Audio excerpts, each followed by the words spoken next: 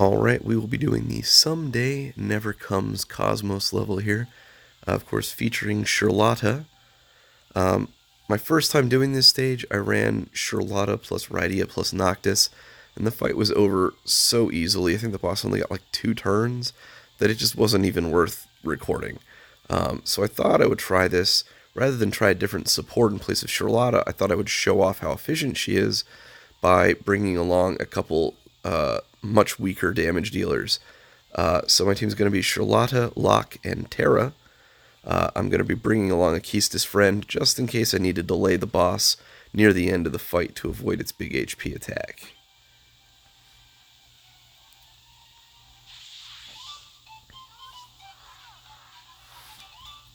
So Locke, a pretty straightforward character. You're going to pretty much always open with a Sneak Slash. Sherlotta's pretty much always going to open up with Light of the Crystal just to get her buff going, which is also going to enable her HP+. And then normally Terra's going to want to open with a Meltdown right away, but since she can already one-shot the thing, there's no point wasting one of her limited attacks. She doesn't get very many, so you want to conserve them as much as possible.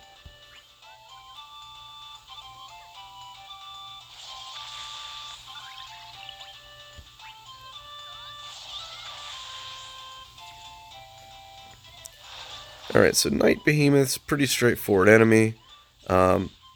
Ordinarily here, I want to use Locke's Sneak Slash to get his buffs going, but he's going to take a turn from them by breaking them anyway, so I'm going to go ahead and do a Phoenix Ray. Alright, so this enemy is going to spend its first turn giving itself a damage shield, but only against physical damage, so it should not negatively impact what Sherlotta or Terra can do to them.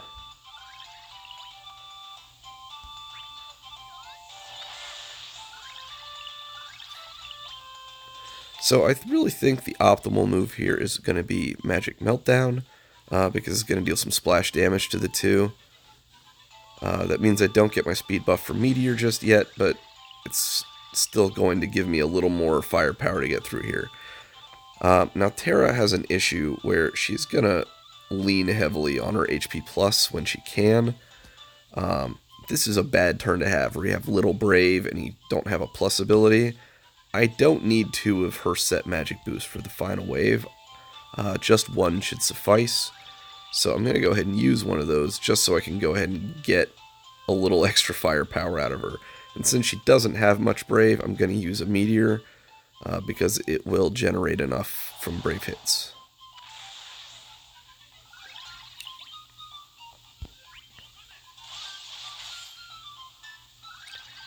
Alright, so Locke pulled a Genji Glove, not a Miracle Shoes. I'm going to talk about Miracle Shoes a little bit if I pull one here. But for the most part, Genji Glove's a pretty straightforward buff. Just gives you a little extra attack. You're pretty much just going to use it for a little extra attack.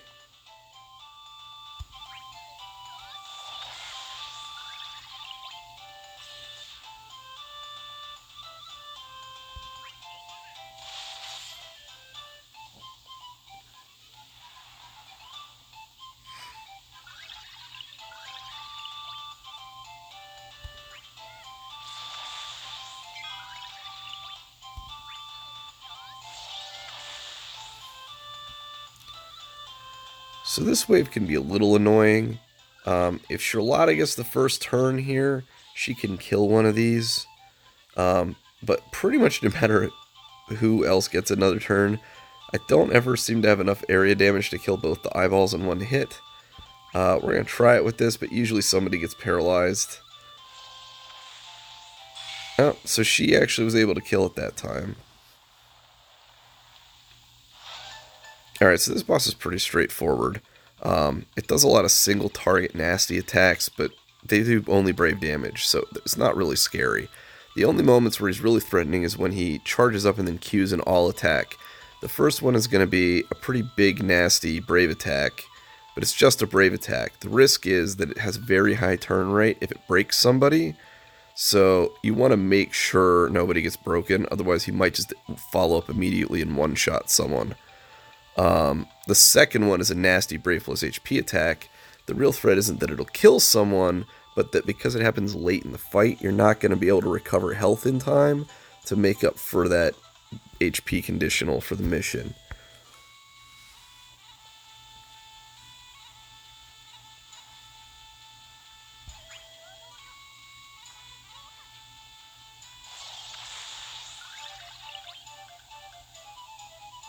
Okay, so again, the big thing about Sherlotta is none of these moves I'm doing are eating up any turns. She's super turn efficient. Something you want to be careful with that, though, is with her EX, the buff you get, Light of Creation for 4 turns, is really important. It boosts all the damage of your party by 20%, but if you're using a lot of these other moves like Light of the Crystal or All Brave Rejuvenate, those are still going to count down turns on that buff. So you got to be careful when you have that on that you don't pop a whole lot of stuff to build Brave, trying to do one big nuke, because you're potentially wasting 3 turns of her buff, which means the rest of your team is missing out on a ton of damage. So you really want to use that sort of as the last thing before you attack on your turn. As far as the buff goes, it works kind of similarly to Overflow in that it just sort of gives you free damage. The benefit it has over Overflow, in my opinion, is if you're not capping your Brave on your team, it potentially it still gives you extra damage even if you're not, sort of like Pandemonium does. So if your team's not capping Brave all the time, it's potentially better as a buff than Overflow would be.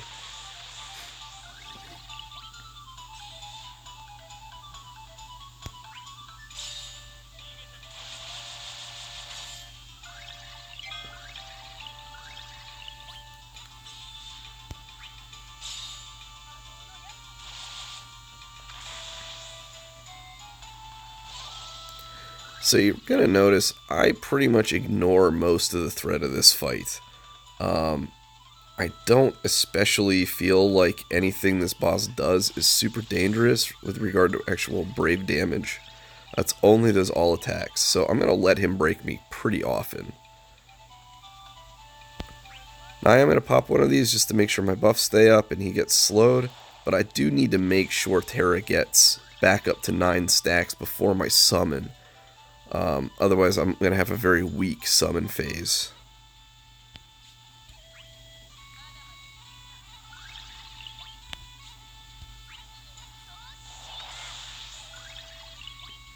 Now, I haven't talked about this yet, but her HP+, Sherlotta's HP+, actually applies a debuff to the enemy. It's a small int Brave down, and it says affects Brave damage, but it's actually sap. So it's actually pretty handy in protecting her from random Brave breaks. And it's a little extra free Brave Shave for a character that really can't handle Brave damage very well. So all in all, it's actually a pretty nice little effect, and you should make sure it stays on the enemy.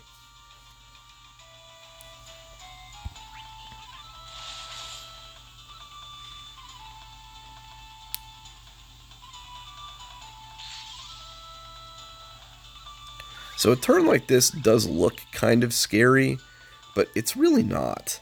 The real risk is just I don't want anyone to get broken by the upcoming attack.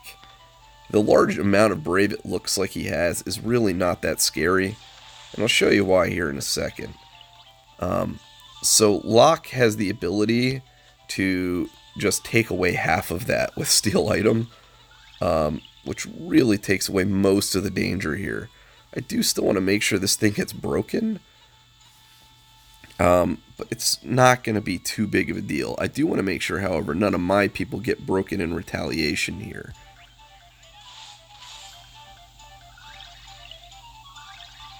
Fortunately, Sherlotta can do something like this and give a pretty large amount of Brave to the whole team, which is very nice. Now, this is a somewhat turn inefficient thing to do, but if I take a break here, I'm going to die. So I just need to make sure that doesn't happen. Now from this point, I can start being much more aggressive.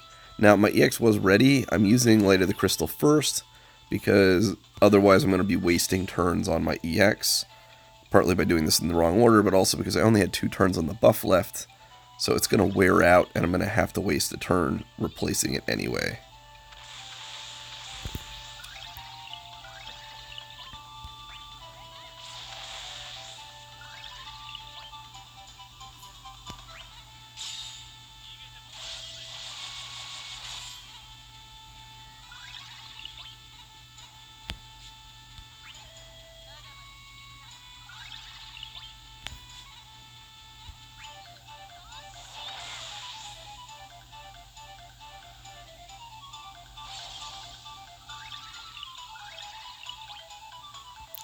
So I'm coming up on the point here where I probably want to summon. So I do want to I don't want Terra's buffs to fall off, but I do want to make sure that I have the 9 stacks. So you take a look at her. The buffs I'm going to lose are the ones from Meltdown. So I can go ahead and do another Meltdown. The problem, of course, is that Max Brave Up is actually from Riot Blade. So Meltdown's not going to replace it. So I don't really have a best option here.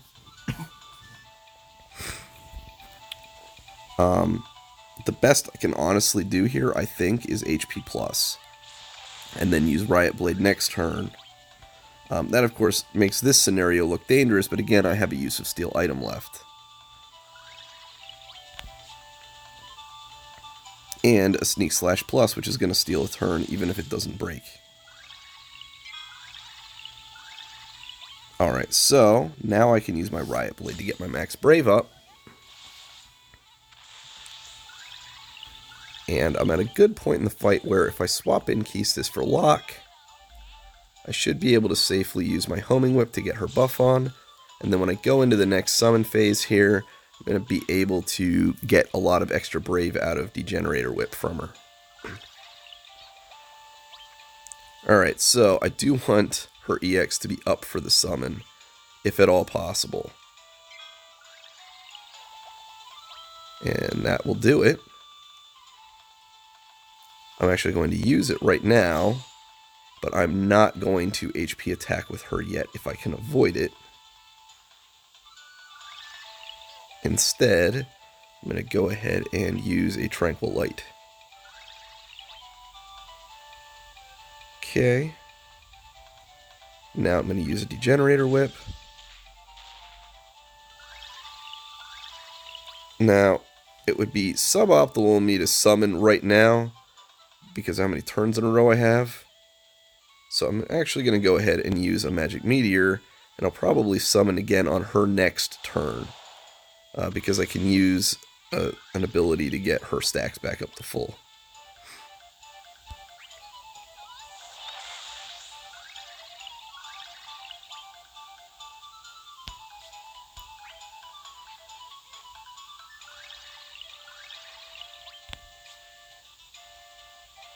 I'm actually just going to go ahead and HP attack.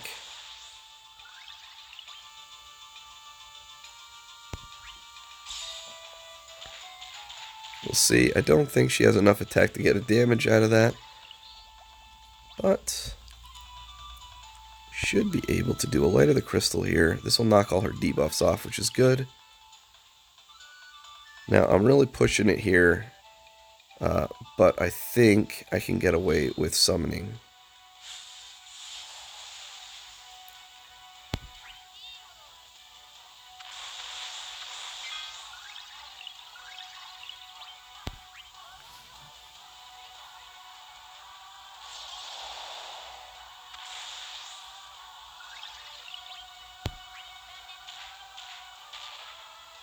Now, unfortunately, I don't have the HP damage boost for this, but because I set Terra up correctly, she really wouldn't benefit much from it anyway, because it's still going to cap it at 4 nines of damage.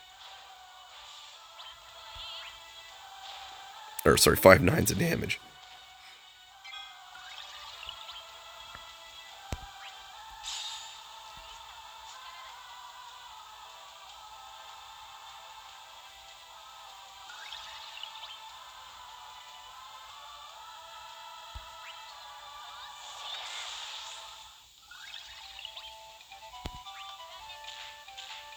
Now, hopefully, this delaying from Quistis is going to prevent him from doing his next all attack at all. But that does mean I need to start leaning really heavily on extra damage at this point, so I'm going to start going all out, basically, with all my abilities. So I have none of those left. I also don't want to waste a Light of the Crystal on a turn where Quistis is about to leave, so I'm just going to HP attack. So Locke needs to start carrying some weight here, so I'm going to start burning through all of his abilities very quickly.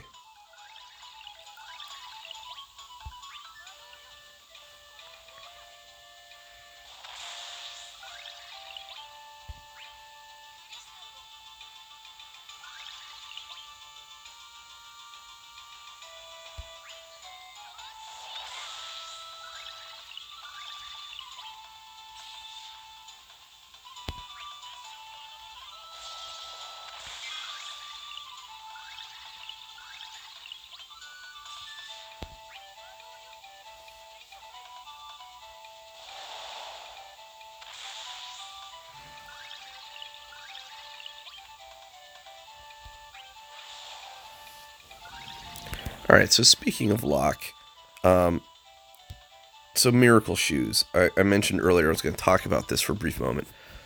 This is, of course, the attack that is going to give you an instant turn here.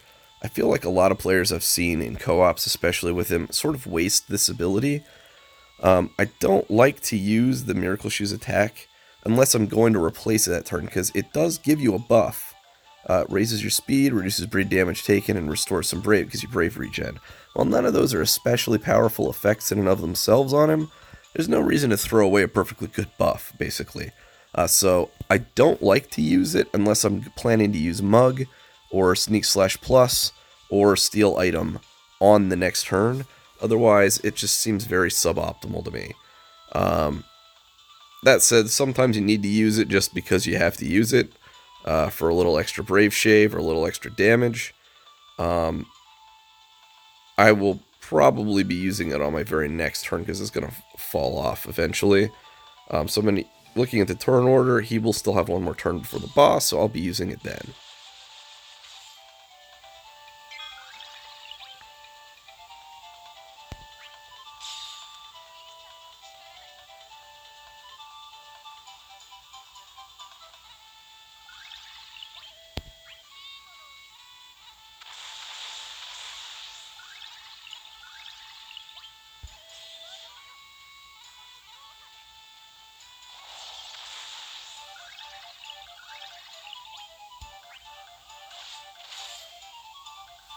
The reason I can use it there is because I'm going to be using a Sneak Slash Plus immediately after.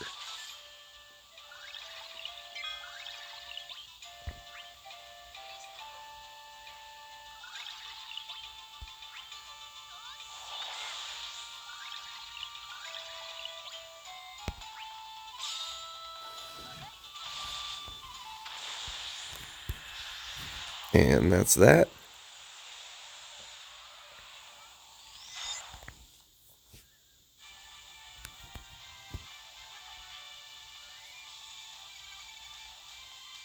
So as you can see, that hits all the conditions for it.